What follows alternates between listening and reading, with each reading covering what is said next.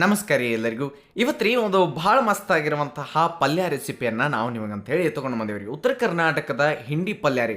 ಈಗ ಏನ್ರಿ ಅಂತಂದ್ರೆ ನಾವು ಸೊಪ್ಪು ಮತ್ತು ಕಾಳುಗಳನ್ನ ಅವಾಗವಾಗ ತಿನ್ಕೋತಾ ಇರ್ಬೇಕು, ಆರೋಗ್ಯಕ್ಕೆ ಭಾಳ ಒಳ್ಳೇದ್ರಿ. ಅದನ್ನು ಕಂಬೈನ್ ಮಾಡುವಂತಹ ಈ ಒಂದು ಹೆಸರು ಕಾಳು ಸಬ್ಬಸಿಗೆ ಪಲ್ಯ ಇವತ್ತಿನ ವಿಡಿಯೋದಾಗ ನಾವು ನಿಮಗೆ ಅತಿ ಸರಳವಾಗಿ ತೋರಿಸ್ತೀವಿ ರೀ.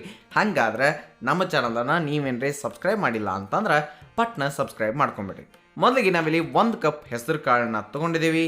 ಆ 1 ಕಪ್ ಹೆಸರು ಕಾಳನ್ನ ನೀವೇನು ಮಾಡ್ಬೇಕ್ರಿ, ಒಂದು 2 ಸಲ ಚಂದಂಗಿ ವಾಶ್ ಮಾಡ್ಕೊಂಬಿಡ್ರಿ. ಒಂದು 2 ಸಲ ತೊಳೆದಾದ್ಮೇಲೆ ಮತ್ತೇನೈತಿ ಮುಂದಕ್ಕೆ ಹೋಗಿಬಿಡ್ನೋರಿ. ಮುಂದಕ್ಕೆ ಅಲ್ಲಿ ಸ್ವಲ್ಪ ನೀರು ಕುದಿಯತ್ತಾವ.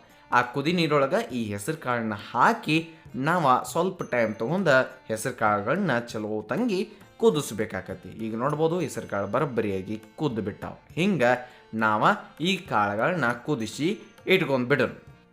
ಅದಾದ ನಂತರ ನೀರು ಬಸದ ಬರೋಬ್ಬರಿಯಾಗಿ ಒಂದು ಚಾನಿಕೆಗೆ ಅದ್ರಾಗ್ರೆ ತೆಗೆದ ಇಟ್ಕೊಂಡ್ಬಿಟ್ರಿ. ಇನ್ನು ಒಂದು ಖಾರ ಕಲ್ಲಾಗ ಸ್ವಲ್ಪ ಬೆಳ್ಳುಳ್ಳಿ ಜಾಸ್ತಿನ ಹಾಕಿದೇವ್ರಿ.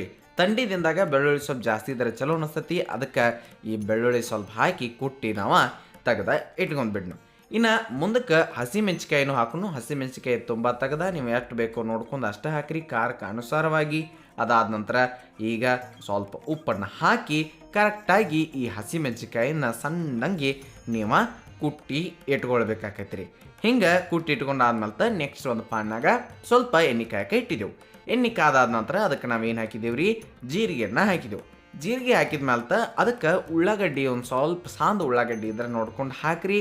ಹಾಕಿ ಎಣ್ಣೆ ಒಳಗೆ ಕರೆಕ್ಟಾಗಿ ಒಂದು ಈಟು ನೀವು ಫ್ರೈ ಮಾಡ್ಕೋತ ಇರಿ.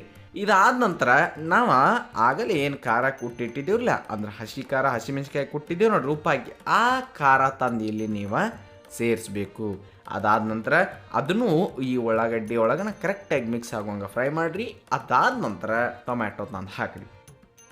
ಟೊಮ್ಯಾಟೊ ಭಾಳ ಅಲ್ರಿ, ಒಂದು ಅರ್ಧ ಟೊಮೆಟೊ ಆದ್ರೆ ನಡಿತೈತಿ, ಅಷ್ಟೇ ಸಾಕಾಕೈತಿರಿ. ಅದಕ್ಕೆ ಅಷ್ಟು ಟೊಮೆಟೊನ ಹಾಕಿದ ನಂತರ ಅದನ್ನು ಸ್ವಲ್ಪ ಫ್ರೈ ಮಾಡ್ಕೋತನ ನೀವು ಇರಬೇಕಾಕೈತ್ರಿ. ತಿಳ್ತಿರಲ್ಲ, ಈ ರೀತಿಯಾಗಿ ಆದ್ಮೇಲೆ ಅದಕ್ಕೊಂದು ಸ್ವಲ್ಪ ಅರಿಶಿನ ಪುಡಿಯನ್ನು ನೋಡ್ಕೊಂಡು ನೀವು ಸೇರಿಸ್ರಿ. ಅದ್ರ ಜೊತೆ ಈ ಬೆಳ್ಳುಳ್ಳಿ ದಮ್ಮ ಹಿಂಗೆ ಜಜ್ಜಿಟ್ಟದ ಬೆಳ್ಳುಳ್ಳಿ ಮರ್ಯಾಕೆ ಹೋಗಬೇಡ್ರಿ, ಆ ಬೆಳ್ಳುಳ್ಳಿನೂ ತಂದು ನೀವು ಸೇರಿಸಿರಿ.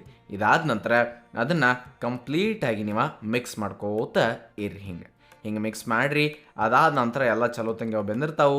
ಆಮೇಲೆ ನೀವು ಸಬ್ಬಸಿಗೆ ಸೊಪ್ಪನ್ನು ಇಲ್ಲಿ ಸೇರಿಸ್ಬೇಕ್ರಿ. ತಿಳಿತಿರಲ್ಲ, ಸಬ್ಬಸಿಗೆ ಸೊಪ್ಪನ್ನು ಸೇರಿಸಿ ಅದನ್ನು ಸ್ವಲ್ಪ ಹಿಂಗೆ ಮಿಕ್ಸ್ ಮಾಡ್ಕೋತ ಹೋದ್ರೆ ಅದು ಕರೆಕ್ಟಾಗಿ ಫ್ರೈ ಆಗಿ ಅಥವಾ ಕರಿಗಿ ಈಟ ಹಾಕ್ಕೋತ ಬರ್ತೈತಿ. ಫಸ್ಟಿಗೆ ನೋಡೋಕೆ ಭಾಳ ಅನಿಸಿರ್ತೈತಿ, ಆಮೇಲೆ ಅದು ಈಟ ಆಗ್ತೈತಿ ರೀ. ತಿಳಿತಿರಲ್ಲ, ಹಿಂಗೆ ನೀವು ಸ್ವಲ್ಪ ಸಮಾಧಾನಲೇ ನೋಡ್ಕೊಂಡು. ಯಾಕಂತಂದ್ರೆ ಈ ಸೊಪ್ಪುಗಳು ಭಾಳ ಆರೋಗ್ಯಕ್ಕೆ ಒಳ್ಳೇದ್ರಿ. ಈ ಮೆಂತ್ಯ ಸೊಪ್ಪಾಗಿರ್ಬೋದು, ಸಬ್ಬಸಿಗೆ ಸೊಪ್ಪಾಗಿರ್ಬೋದು, ಪಾಲಕ್ ಆಗಿರ್ಬೋದು, ಹಿಂಗೆ ಬೇರೆ ಬೇರೆ ಚಕೋತನ ಪಲ್ಯ ಅಂತ ನೋಡ್ರಿ, ಅದನ್ನ ಮರ್ಯಾಕೆ ಹೋಗ್ಬೇಡ್ರಿ. ಹಿಂಗೆ ಎಲ್ಲನೂ ಒಳ್ಳೇದ್ರಿ. ಅದಕ್ಕೆ ಎಲ್ಲನೂ ತಿನ್ಕೋತ ಇರಿ. ಮುಂದಕ್ಕೆ ಈ ಸೊಪ್ಪು ಅಂದ್ರೆ ಈ ಸಬ್ಬಸಿಗೆ ಏನೈತಿರಲ್ಲ ಅದು ಸ್ವಲ್ಪ ಎಲ್ಲ ಕರಿಗೆ ಕಡಿಮೆ ಆಗ್ತತಿ, ನೀವು ನೋಡ್ಬೋದು. ಇದು ಆದ ನಂತರ ನಾವು ಅದಕ್ಕೆ ಈಗೇನು ನಾವು ಕರೆಕ್ಟಾಗಿ ಕುದಿಸ್ಕೊಂಡು ಇಟ್ಟಿದ್ದೀವಲ್ಲ ಆ ಹೆಸರು ಕಾಳುಗಳನ್ನ ತಂದು ಇಲ್ಲಿ ಸೇರಿಸುನು. ಹೆಸರು ಕಾಳು ಎಲ್ಲನೂ ಹಾಕಿದ್ದೀವನ್ರಿ ಇಲ್ಲ, ಯಾಕಂತಂದ್ರೆ ಎಷ್ಟು ಬೇಕೋ ನೋಡ್ಕೊಂಡು ಅಷ್ಟೇ ಹಾಕಿರಿ. ಉಳಿದಿದ್ದನ್ನು ಪಲ್ಯನೋ ಸಾಂಬಾರನೋ ಏನು ಮಾಡ್ತಿರೋ ಇಲ್ಲ ಹಂಗನ್ನು ತಿನ್ಬೋದು. ಆ ಒಂದು ಕಾಳುಗಳನ್ನ ನಾವಿಲ್ಲಿ ಹಂಗೆ ತೆಗೆದಿಟ್ಕೊಂಡ ಈ ಹಾಕಿದಂಥ ಹೆಸರು ಕಾಳುಗಳನ್ನ ಸಬ್ಬಸಿಗೆ ಜೊತೆ ಚಲೋ ತಂಗೆ ಹೊಂದ್ಕೊಳ್ಳೋವಂಗೆ ನಾವು ಅದನ್ನು ಮಿಕ್ಸ್ ಮಾಡ್ತೀವಿ ರೀ. ನೋಡಿ, ಹಿಂಗೆ ಈ ಕಾಳು ಸೊಪ್ಪು ಕೂಡಿತು ಅಂತಂದ್ರೆ ಅದು ಭಾಳ ಭಾರಿ ಆಗ್ತೈತಿ. ಇಷ್ಟು ಕರೆಕ್ಟಾಗಿ ಈಗ ಮಿಕ್ಸ್ ಆಗೈತಿ. ಮ್ಯಾಗಿಂದ ಅಂದ್ರೆ ಉಪ್ಪದು ಹೆಚ್ಚ ಕಡಿಮೆ ಬೇಕಾದ್ರೆ ನೀವು ಅಡ್ಜಸ್ಟ್ ಮಾಡ್ಕೋಬೋದು. ತಿಳಿತಿರ್ಲೆ, ಹಿಂಗೆ ಮಾಡಿರಿ.